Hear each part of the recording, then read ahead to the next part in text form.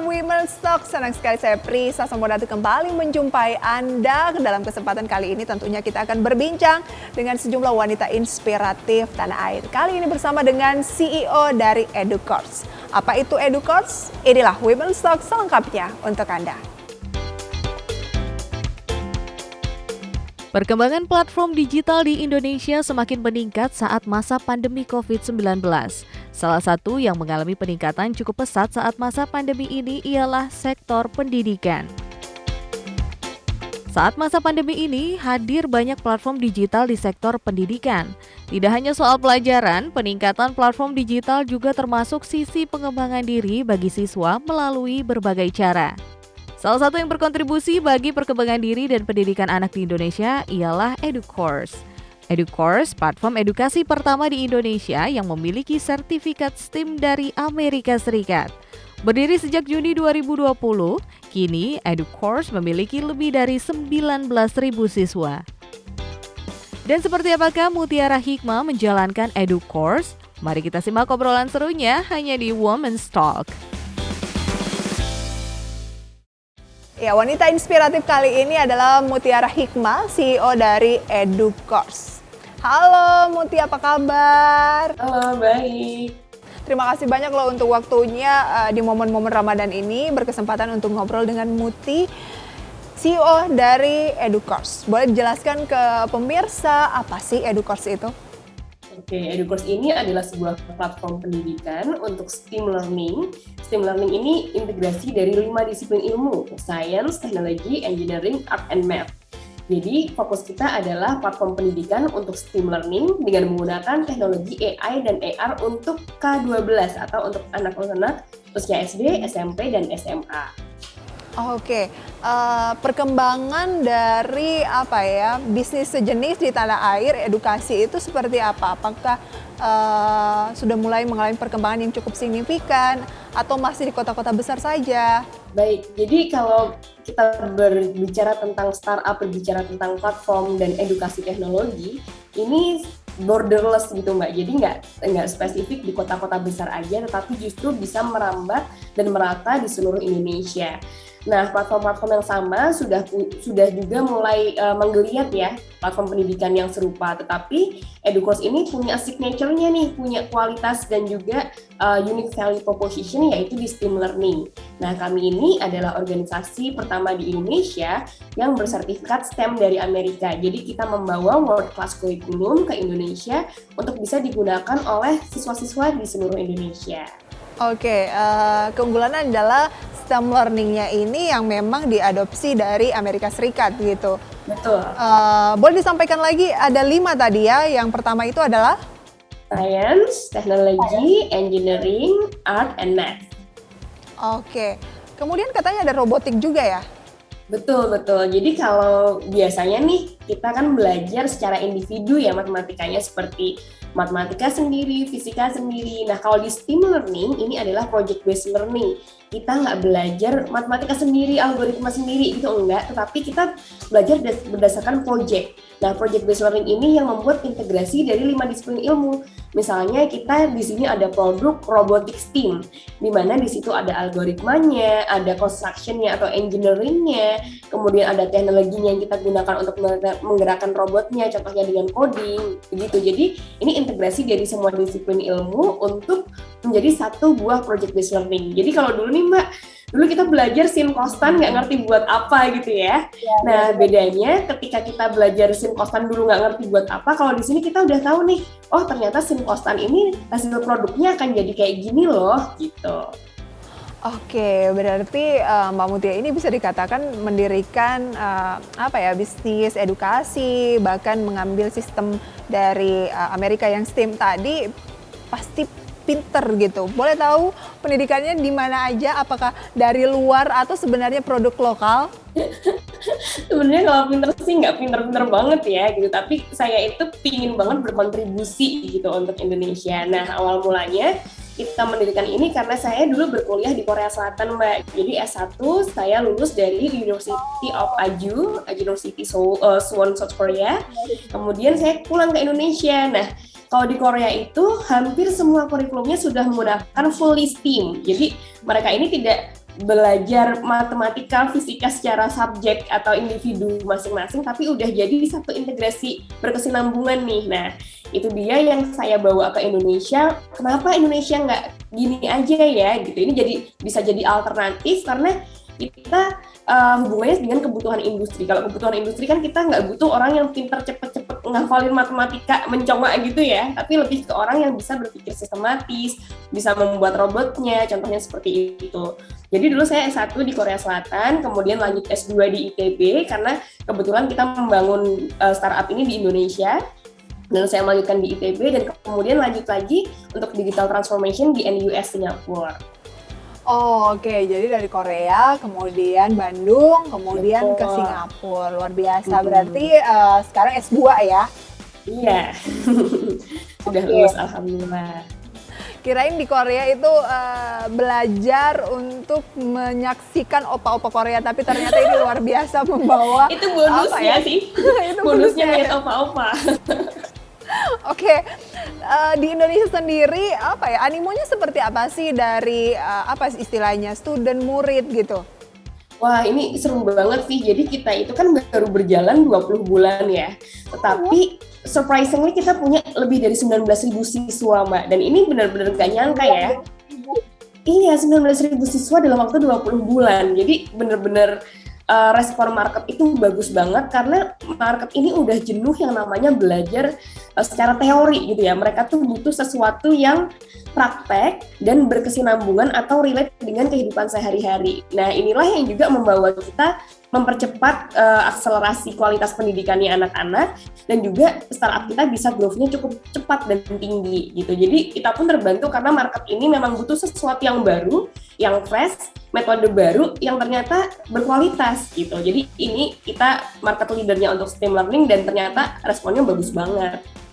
Oke, di sini kan pasti pemirsa IDX Channel Women's Talk ini banyak kan adalah moms juga, kemudian juga mungkin ada yang seumuran dari Muti gitu ya, yang masih 29 tahun, tentunya ini akan menjadi inspirasi untuk anak-anaknya juga gitu nantinya.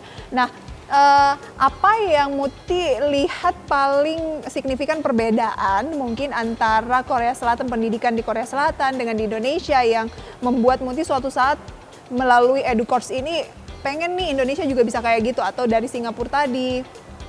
Iya, jadi kalau Korea itu dulu tahun 2018 itu sudah menerapkan fully STEAM. Dan dari 2018 sampai 2021, sistem pendidikan Korea Selatan ini peringkat pertama di seluruh dunia. Nah, karena mereka sudah menggunakan STEAM ini. Sebenarnya metode STEAM ini akan mengisi gap atau kesenjangan antara kebutuhan industri dan keterampilan siswa. Nah, inilah yang kita bawa ke Indonesia agar bisa mengisi gap ini sendiri, Mbak. Karena di Indonesia pengangguran tuh banyak banget yang malah berasal dari SMP, SMA, dan universitas gitu kan. Itu masalahnya. Jadi memang karena Indonesia problemnya besar dan STEAM learning ini tepat untuk diaplikasikan di Indonesia, jadinya memang ini bagus banget nih, kita bisa kontribusi di sini gitu. Oke, bisa mendapatkan murid student itu sampai 19.000 hanya dalam 20 bulan, itu ceritanya bagaimana? Kemudian memperkenalkannya pada awal-awal berdirinya EduCourse ini juga gimana? Nanti akan kita bahas lebih jauh, kita jeda terlebih dahulu ya. Oke. Pemirsa, Women's Talk kami akan segera kembali usai jeda pariwara berikut. Pastikan Anda masih bersama kami.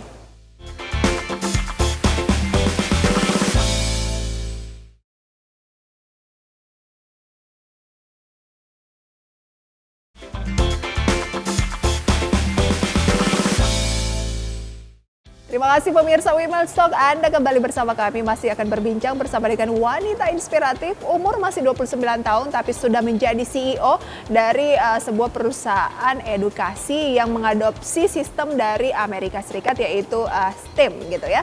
Kita akan kembali berbincang bersama dengan Mutiara Hikmah. Oke, Muti, punya students atau murid sudah 19.000 dalam waktu kurang lebih 20 bulan di umur yang masih muda.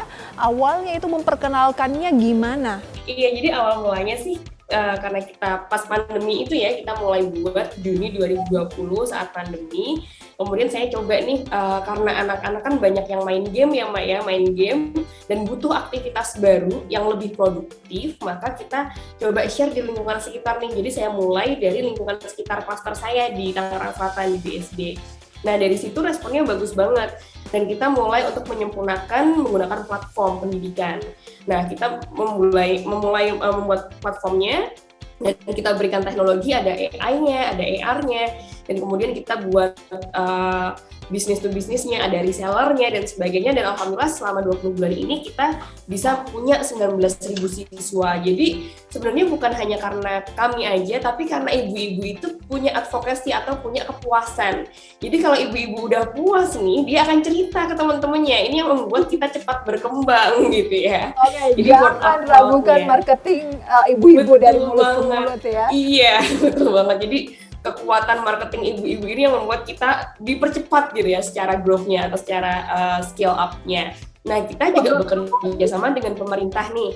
Jadi kita bekerja sama dengan Kementerian Pendidikan, khususnya Direktorat Sekolah Dasar. Kita juga memberikan kursus-kursus yang free, Mbak. Jadi nggak cuma ke yang profit oriented gitu ya, tapi kita juga memberikan yang free. Kebetulan kemarin juga kita sudah mengadakan gerakan juta siswa digital. Kita bekerja sama dengan kementerian dan sampai tahun 2023 besok begitu.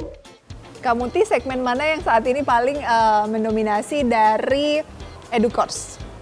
Iya, saat ini segmen yang paling mayoritas itu segmen untuk sekolah dasar. Jadi yang untuk K12 khususnya K6 ya. Karena di masa sekolah dasar ini orang tua masih suka investasi ke anaknya. Investasi dalam hal upskill nih. Tapi kalau misalnya udah SMP, SMA, biasanya orang tua udah consider buat ya udah kita belajar buat SNMPTN ya, buat ujian nasional kayak gitu. Sedangkan untuk upskill, karena ini sifatnya upskill ya, pelengkap, itu mereka benar-benar suka banget untuk investasi anaknya ketika masih kecil gitu. Jadi memang ini bagus banget untuk anak masih kecil gitu ya, untuk anak seusia dini begitu. Oke, jadi ini menarik untuk bisa meng-upskill sehingga lebih banyak adalah yang jadi favorit untuk segmen SD gitu ya? Betul, sekolah dasar. Oke, awal mulai saya mau membuat bisnis EduCourse. Itu modal utamanya menurut seorang Muti apa? Modal utama itu kita kurikulum dan konten sendiri. Karena kalau kontennya ini bagus, pasti akan masuk ke ranah lainnya dan kualitas kita ada di konten.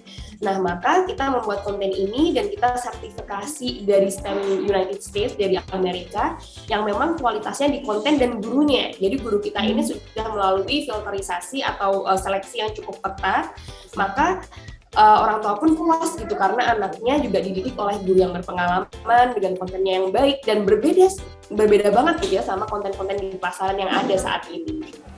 Gurunya sendiri itu dari mana saja? Apakah juga ada yang dari Amerika langsung atau memang lebih banyak lokal? Nah, kalau guru sendiri kita perbanyak lokalnya nih Mbak, karena memang kita mau menjaring talent-talent dari Indonesia ya. Jadi kita perbanyak guru-guru lokal, kemudian kita trainingnya kurang lebih 1 bulan yang memang untuk mendapatkan mereka sudah tahu standar kita, SOP kita, kurikulum kita. Jadi kurang lebih ada 1 bulan untuk training gurunya sendiri baru kita terjunkan ke lapangan.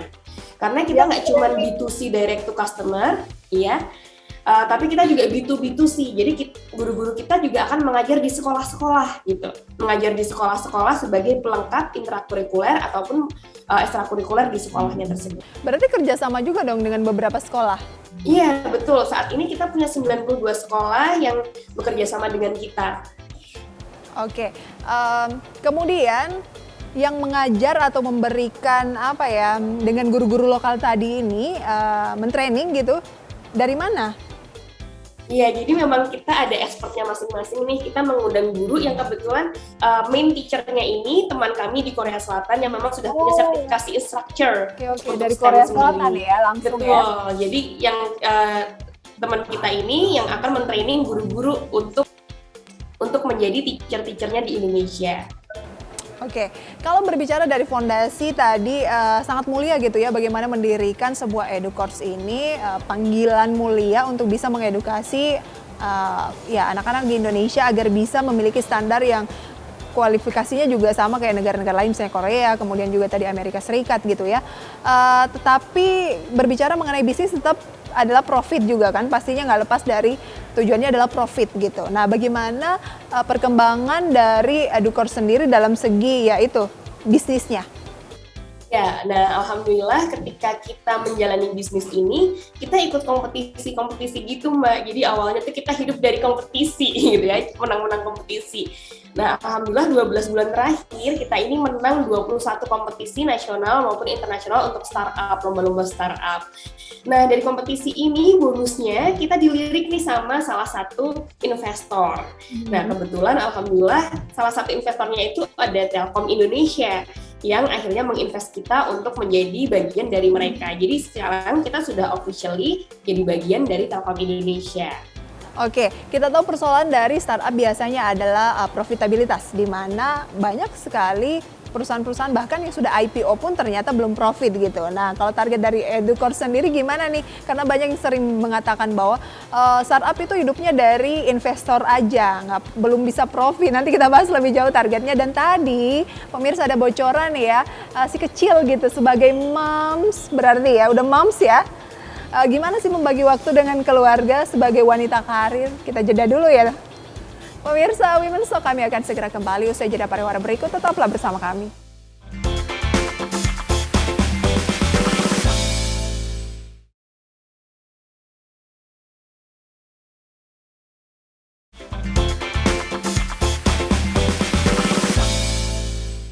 Terima kasih pemirsa, Anda masih bersama saya Prisa dan juga kita masih akan berbincang bersama dengan CEO dari Educourse. Dia adalah Mutiara Hikmah. Umurnya masih muda tapi Educourse ini pemirsa sudah memiliki kurang lebih 19.000 murid ya.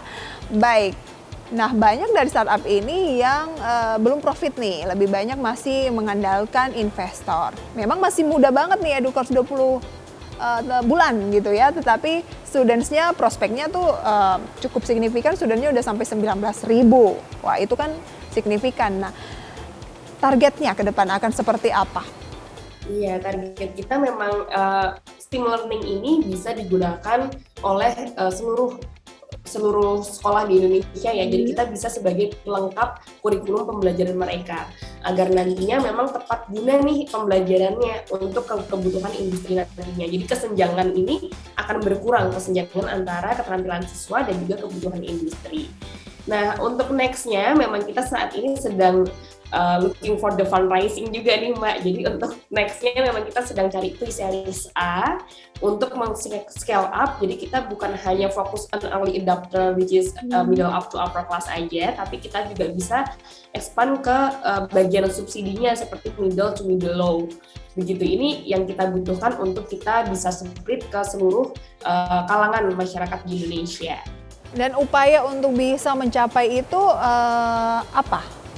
Nah, upaya untuk mencapai biar kita ini nggak eksklusif ya, karena STEAM Learning ini tuh identik banget sama harga mahal, biaya kurikulum world class yang harganya mahal.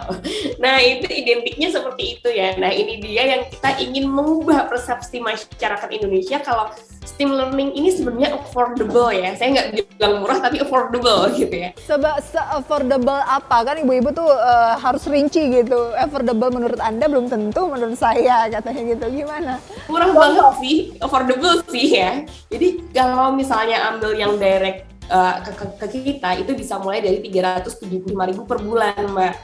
Itu ya, jadi cukup affordable lah buat emak-emak zaman sekarang ya, yang memang punya keinginan anaknya bisa jadi para founders nantinya gitu ya. Apalagi ini edukasi ya, investasi sebenarnya. Betul, ini investasi jangka panjang, betul banget Mbak Prisa. Nah, untuk kita bisa scale up dan juga growth ke market-market lainnya, kita kerjasama juga dengan government tadi, kemudian kita juga kerjasama dengan sesama startup untuk pendidikan, dan tentunya ini kita juga menjadi hub gitu ya untuk edtech di Indonesia. Oke, tadi kan kita sempat dengar ada bocoran-bocoran baby gitu ya, berarti ini kan Muti udah moms gitu, dan sebagai seorang istri juga bagaimana memanage waktu yang sering menjadi kegalauan utama wanita-wanita muda untuk memulai bisnis? Iya, wah ini penting banget ya, karena sebenarnya jadi wanita karir, ibu juga, punya anak juga, ini memang kebutuhan apa ya istilahnya, memang ini butuh ridho dari suami sih Mbak yang pertama ya. Iya, jadi ketika suami saya ridho ya insya Allah semuanya dimudahkan dan dilancarkan. Dan kebetulan suami saya ini sangat mendukung banget nih saya sendiri dan juga jadi co-founder. Jadi kita berdua salah satu co-founder di EduCourse. Nah untuk anak-anak sendiri, saya tuh punya anak usia 7 dan 5 tahun. Jadi mereka ini sudah terbiasa hidup di zona tidak nyaman gitu ya. Istilahnya karena saya dulu umur 20 tahun menikah muda dan 21 tahun udah punya anak gitu Mbak. Jadi memang anak saya tuh biasa tukeran, saya dan suami itu tukeran bayi di depan kelas nih gitu ya. Di depan kelas waktu kita masih sama-sama kuliah gitu. Jadi udah terbiasa sama bapak ibunya yang kuliah, bapak ibunya yang kerja, dan ngikut semuanya tanpa ART gitu, tanpa babysitter gitu. Jadi ya mereka so far ya enjoy dan mengikuti pola kita, karena dia pun juga akan belajar sesungguhnya lapangan seperti ini gitu. Oke, dari pengalaman Muti saya juga menjadi terinspirasi bagaimana menjadi wanita yang benar-benar strong gitu ya. Ternyata siapa bilang menikah muda itu menghambat karir. Muti contohnya Betul ya. Iya. Tidak mempengaruhi, masih bisa tuh kuliah di luar negeri, masih bisa tuh pulang untuk membangun bisnis startup lagi ya. Oke, selain mungkin jangan terlalu lama di zona nyaman gitu, apalagi quotes yang bisa diberikan oleh seorang Muti kepada pemirsa Women's Talk di rumah? Jadi kita ini bisa jadi apapun sebenarnya, kita bisa menggapai impian, jadi nggak terbatas hanya hiruk pikuk dengan dunia internal saja, tetapi kita bisa berkontribusi. Lebih tepatnya kita bisa berkontribusi untuk apapun di bidang passion kita masing-masing. Nah tentunya untuk kita bisa berkontribusi, kita membutuhkan ridho suami tadi ya. Pertama ridho suami, dan kedua juga ridho orang tua nih. Jadi kalaupun suami ridho tapi orang tua nggak ridho, itu juga nanti ada aja gitu ganjelan gitu kan ya. Nah, ketiga kita juga minta izin ke anak-anak kita, karena jangan sampai kita justru menzolimi nih anak-anak yang memang dititipkan oleh Allah ke kita gitu. Jadi kita berikan mereka pengertian, oh kita ini lagi kerja ya, nanti kita mainnya jam sekian gitu. Jadi anak-anak pun juga akan paham dengan kondisi kita yang seperti ini. Oke, setuju sekali. Kita bisa menjadi apapun, wanita bisa jadi apapun, tergantung keinginannya sukses dan juga nggak sukses. Itu adalah kembali ke diri kita sendiri. Dan tentunya dukungan dari partner orang terdekat. Jadi jangan salah memilih partner ya. Betul. Terima kasih banyak Muti untuk sharingnya, referensinya. Semoga bisa menjadi insight untuk pemirsa dalam karir, kehidupan sehari-hari di rumah ya. Sukses selalu untuk EduCourse dan juga sampai berjumpa kembali. Bye-bye. Bye-bye, thank you so much. Pemirsa Women's Talk, demikian edisi kali ini. Semoga bisa menjadi referensi untuk Anda. Saya Prisa Samudatu pamit undur diri. Sampai berjumpa kembali. Bye-bye.